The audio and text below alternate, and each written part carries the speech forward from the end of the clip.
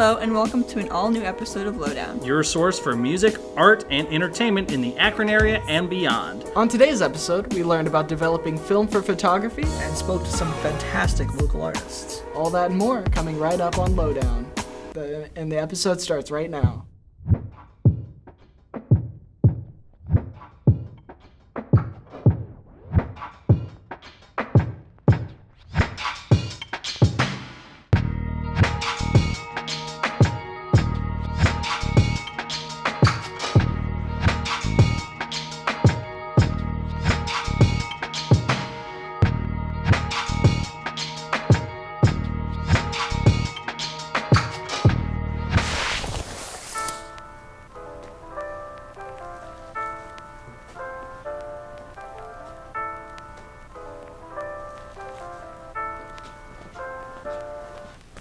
Excuse me. Hey there! Welcome back to the show that is called Lowdown. He's Tyler Dillinger. And he's David Connor. Today's episode is packed with spicy surprises. I'm thinking this place could use some sprucing up. You know what? I brought my favorite color with me. I'm gonna take it out of my pocket right now and put it on the tree just like this. There, something that wasn't there before. It's bluish. Wow, I like the way that it looks. What's your favorite color? I brought this literal nothing with me.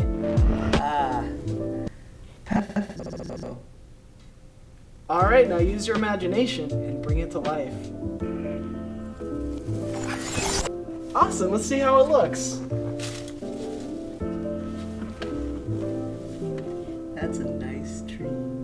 Colors are non-toxic and easy to make. With just a little bit of refraction, the only ingredient you need is... David? Am I blind? Wait, what's happening? Why are the lights on? Technical difficulties. Please stand by. You know what? This would be perfect for developing film. Yeah? I hope you're not scared of the dark, because Maddie's taking us to the Community Darkroom of Akron to learn about developing film. Take it away. My name is Joe D'Agostino. I am the director of Community Darkroom of Akron. What Community Darkroom Akron is we are a membership-based operation. We also teach classes that are open to members and the public. We teach everything from basic film developing, printmaking, black and white and color. Color is coming in hopefully in a month or two. We'll be teaching that. And we also teach for people who've never picked up a camera before. We also teach basic photography skills as well. Community Darkroom Akron project came to life probably 2 years ago. The idea came to life. Took a little longer than what we expected to get up and running, but the idea came from I was a member at another community darkroom up in Cleveland, and just decided we wanted to do something along the same lines, but here down in Akron. I actually attended Akron U many years ago. I grew up on the west side of Cleveland, but when I came to school here, I kind of fell in love with the downtown area here. It was a lot smaller than Cleveland, but it had more of a friendlier kind of vibe to it. And I've always liked the art community here. It was pretty tight-knit. Like everyone says when they answer the question of when did you get into photography or working with film, I started a long time ago. I think the first camera I ever got I was 8 years old, was a old Kodak point and shoot that shot medium format film. I used to have to beg and plead with my parents to get it developed and buy more film, but it kind of started from there. I was kind of hooked at a young age with it. Film is definitely a little different process than digital. It's not so instantaneous. So you might not shoot a whole roll of film in a day. So you have to develop it, which, then it dries, and then you could start making prints from it. So it's generally, you can do that in a day. Like you can shoot a roll of film, develop it, and then make prints, but that would be a very long day. So it's usually a span of sometimes days to weeks before you actually we'll develop your film and make a print from it. So we offer a 4-week intro to black and white photography class here. It starts with, first week is camera shooting basics and how to properly expose film, use the camera if you've never touched it. Next week is developing film. The week after that is making a contact sheet of the film that we developed, and then the fourth and final week, we get into actually making prints from that roll of film. In the first class, I like to teach kind of more of a hands-on approach, so we don't spend a lot of time sitting and talking about a lot of theory. We go out and we practice the theory, so people can, if they have questions or they don't understand what I'm saying, they're actually using their camera and seeing how it works, and how to meter the light and read the light and set up their scene and take their photos. In the film developing class, we get right into it. We practice with getting the film onto the reels, which can be kind of a difficult task, and then we practice in a changing bag with film that's already been developed or film that was accidentally exposed to light. They'll practice opening up the film rolls and putting it on the reels and then getting it closed up into the light tight canister. And then we get into developing, and then week 3 with the contact sheets, we go over the enlargers, how to set them up. You have to use certain focal lengths for the film format. You have to change the condenser settings on the enlargers, also because of the film format. And then we get into making a contact sheet. Contact sheet is basically you put your negatives on the print paper, put a piece of glass over it, and then expose it to light, and then run it through the developer and the fix, or the stop path and the fix. We do it that way because it gets people kind of a little bit of practice working with the enlargers and running a print through the trays to develop it and fix it. And then the fourth and final week, when they come in and we're doing prints, we don't have to deal with, all the enlarger part stuff, and actually they'll already have practice running a print through the trays, so then we can spend more time on teaching them how to make a good quality print. So if you have no experience shooting film but you want to, one of the nice things that we offer here is we have cameras that people can use. We'll teach you how to use the camera, and we'll let you borrow it during that time of class for you to come out and try. So I think what I'd like to accomplish here at the Darkroom would be to introduce more people to this process, or get the people who are shooting film but sending it out and getting it developed, introduce them to developing their own film and making prints. If you're shooting film, the end product is the print. A lot of people scan their negatives for sharing online, but making the prints is what really makes film. That's half the enjoyment of shooting film. And I'd like to just kind of introduce more people to that and let them see a side of photography they may have never seen before. Thanks, Maddie. If you guys want to see more from the Community Darkroom, or if you want to go visit them, you can visit them at the address below. How's it going up there? It's gonna take a minute.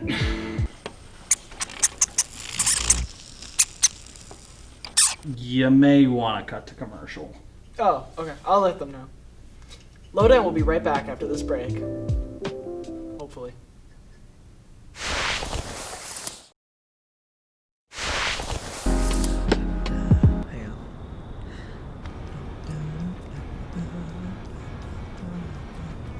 What's up, man? Oh, just enjoying the weather. Oh, don't get me started on the weather. It's been raining cats and dogs. Listen, it's not the heat that's bad, it's the humidity. Storms coming. My bones hurt. Clear moon, frost soon. Once in a blue moon. There's clouds up there. I can't get enough. What do you mean by that? Quite frankly, this weather makes me sad. Well, that's Ohio for you. If you don't like the weather, just wait an hour. I don't have time for that. I'm just saying, it sounds pretty cool. Wait, what? Just listen, can't you hear it?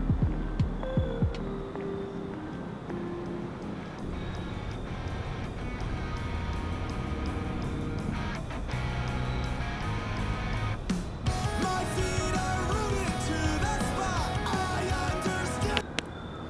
What are you talking about? I can't hear anything over this royalty-free soundtrack playing in my head. It's a band. Let me show you what I'm talking about. What? Just follow me, man. What? Bye.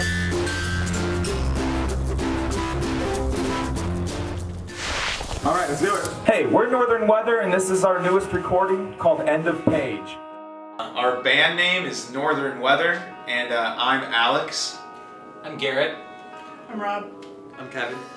My friends Rob, Alex, and myself back in 2016 started a band called Before There Was Fire. We did that for a couple of years. We had a couple of different members, and in 2018 we decided to change the name to Northern Weather. It kind of fit the music a little bit better. And shortly after we did that, we found our friend Kevin here. Alex and Kevin knew each other from a while ago, so... We used to work at Burger King together back in 2010. So it just kind of made sense to bring him on drums, and we've been going at it as Northern Weather ever since. What we play, it's kind of hard to... Emo. And it's punk. It's a little bit of both. Emo punk, I'd say you could do some, I don't know, like label it if you want to go more broad generalization, you can do alternative rock. It's definitely a lot of fun. It's crazy being in two bands because they're two different styles. Nicky North is more like indie rock, kind of upbeat stuff. This one's a little bit more somber.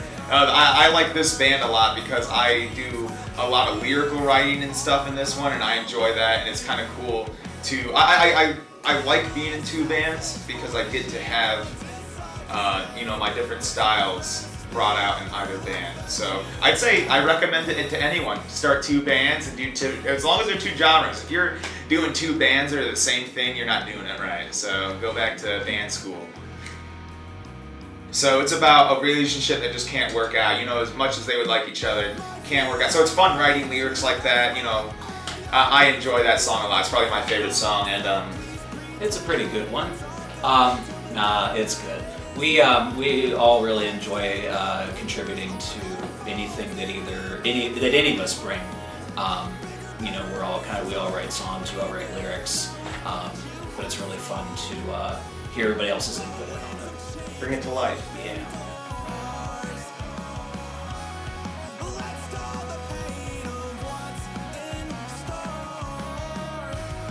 It's our sing-along song that we come to shows.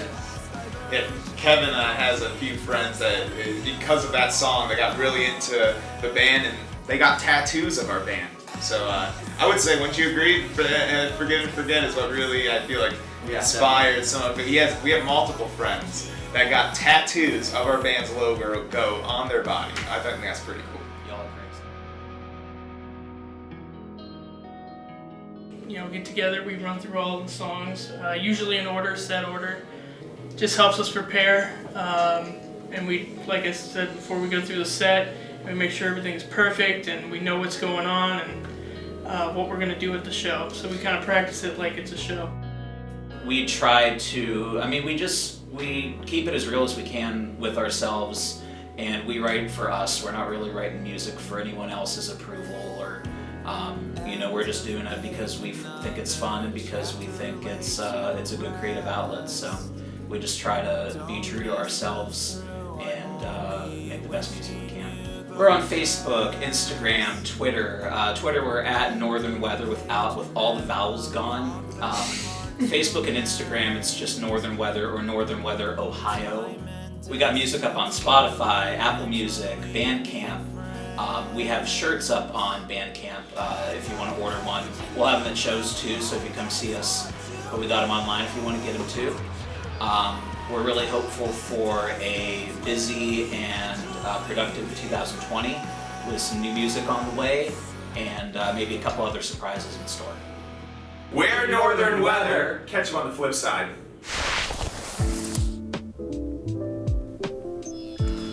The power of music.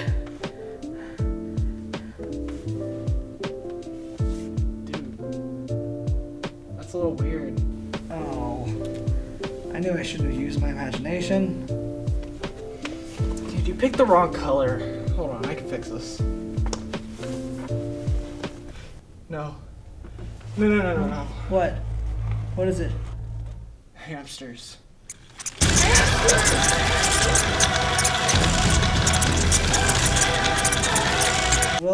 We're going to cut to commercial. We'll be right back very shortly.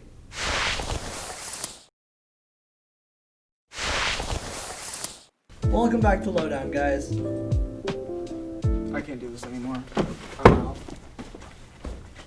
Dude, it's just hamsters! What's his deal? I don't know, man. He just kind of flipped. What are you doing here? I don't know, man. I'm just here to groove. Fair enough.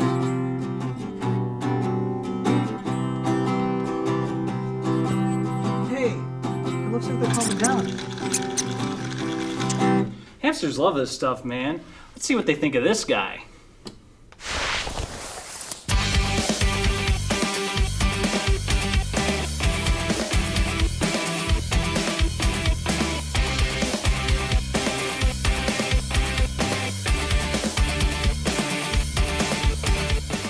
My name's Michael McFarland, and the best way that I've figured out to describe my music so far is anthemic indie rock. I grew up in Kent. My father was a professor at Kent State, and so I was kind of a faculty brat, but I've lived all over. I lived in Summit County for a while, I moved to North Carolina for a bit, and now I live in Cleveland. As far as the inspiration to write music, music for me growing up was always kind of what helped me out in like the lonely or darker times in my life. I was a homeschooled kid, so while I had friends, I didn't have like a big circle of people that I was spending time around outside of my family. And I, spent a lot of my days by myself, and so I found a lot of solace in music. And when I discovered that, I can write this stuff, well, that's pretty cool. The idea that I might be able to provide some of that for other people. I learn my songs by recording them for the most part.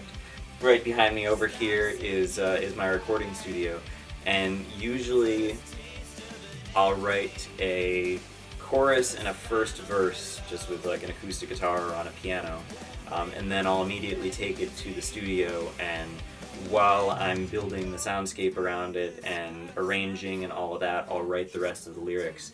And so as I'm writing and recording the parts, I'm learning them. So in a lot of cases, I can go right out from the studio onto a stage and be ready to perform it because I've just played the guitar parts 10 times to get that right take. And I've sung the vocals a dozen times to get them where I'm happy with them. I have two primary ways that I perform. One is by myself, acoustic guitar, loop pedal, and I build the songs by beatboxing, using the body of my guitar for percussion, and looping harmonies and things like that in the background to build up the sort of live backing track. So I do all that on stage. It's of course very different when I'm playing with a full band. I've got a backing band called the Messmakers. So when it's a Michael McFarland and the Messmakers show, we rehearse things, and fortunately all the guys that I work with are, complete pros, and so I'll send them a recording, they'll show up at practice already knowing how to play all the parts, and it's just a matter of like, ooh, what if we do this here to emphasize that, or like, we could add in this that's different than the recording to make the live version of this a little bit more interesting. And obviously I'm not playing out the same way that I used to. This time last year, I would have been doing 3 or 4 shows a week all around Northeast Ohio, Western Pennsylvania. I think last year in total I played 90 shows. So almost 2 a week, and summer into fall was the busy season.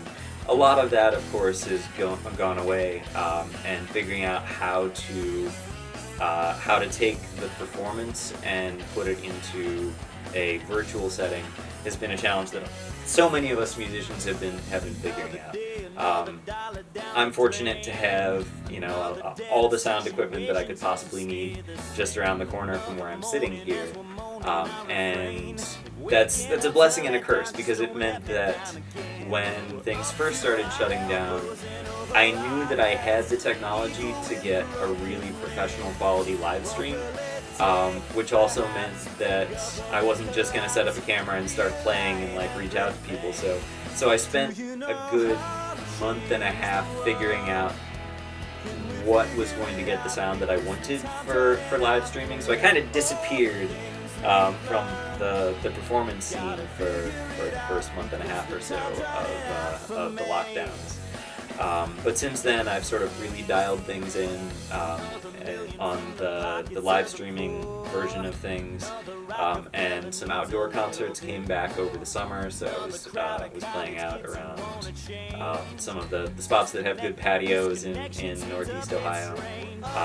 But it's going to be really interesting seeing as things get cooler, as those patios start to shut down, what the next phase of performance looks like.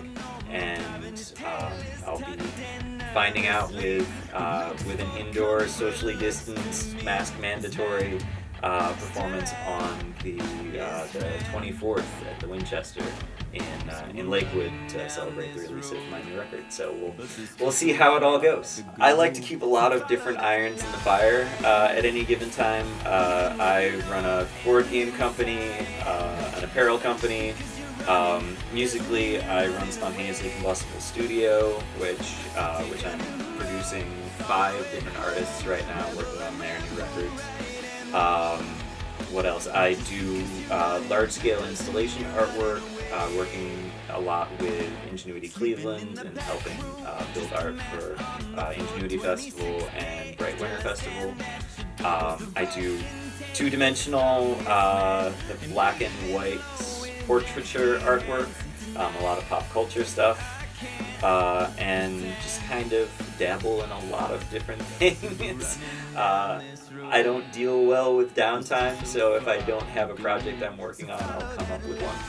The big thing that I'm focusing on right now is that I've got a new EP coming out on October 23rd. It's called Through This Fire, and it was almost entirely written and recorded during this pandemic, so there's a lot of very topical songs that are focused on the emotions that a lot of us have experienced during the lockdown, wondering when we'll be able to get back to what the old world was, or if we ever will, and what that's going to look like.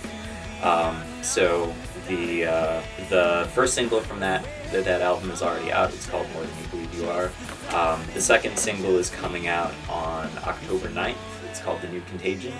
And I've got music videos in the works for 2 other songs that are on the record. One for a song called End of the World, and another for the song Invincible. So I've got a lot of pieces that I'm working on that go along with this new record. So the easiest place to find out all of my stuff is heading to michaelmcfarlandmusic.com. It's got links to Facebook, Twitter, YouTube, any other Instagram, any other social media sites that will have arisen since we started this interview, because I'm pretty sure there's a new one every other week. But yeah, michaelmcfarlandmusic.com, or you can just search for Michael McFarland Music on Facebook or YouTube or any of those, and I should be the one that pops up. Rebel and ramble, right and wrong. Just because you're running doesn't mean you're running away.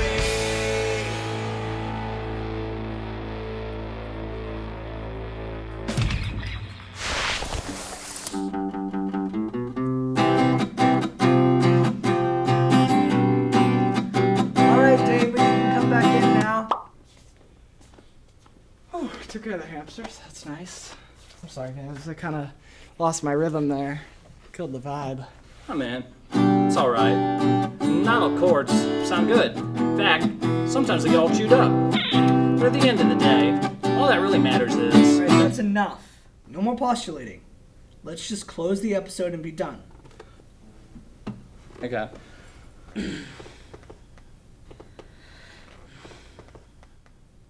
That's it for this episode, guys. Catch us next time, and be sure to like us on Facebook and follow us on Twitter and Instagram, all at ZTV Lowdown. I'm Tyler.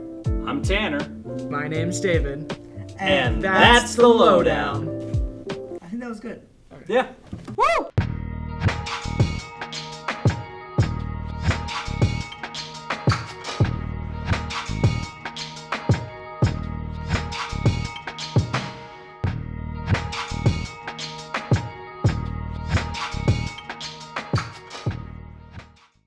This This program was produced by ZTV at the University of Akron. Do you want to gain experience in video production, professional social media, or working with real clients? Visit the UA School of Communications online or follow us on social media to learn more.